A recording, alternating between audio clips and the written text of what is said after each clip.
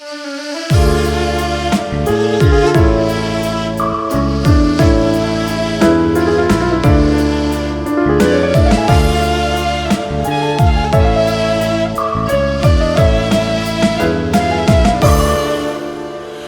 توی قلب همون کودکه که چهرش مثل برگ ها زرد شد، تو دست گلای پسر بچه‌ای که حالا برای خودش مرد شد. خدا تو قلموی نقاشیه که رو بوم عکس غما میکشه، گاهی سیب و حوا و گاهی بهشت، گاهی چهره آدما میکشه،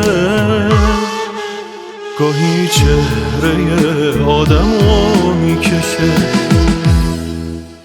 یه وقتایی طرز نگاه‌های ما به زیبایی خوشه گندمه.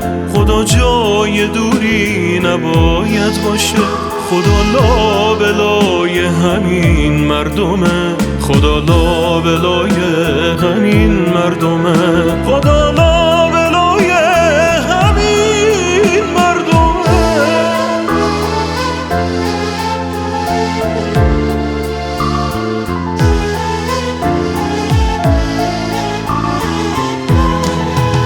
خدا توی دستای اونیه که جلوش خیلی راحت داریم میگذری، میدوه جلوت سبز میشه، میگه آقا یک دونه فال ازم میخری.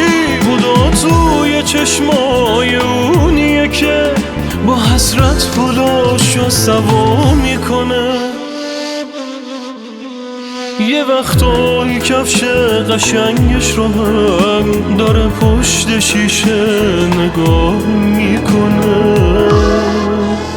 داره پشت شیشه نگاه میکنه.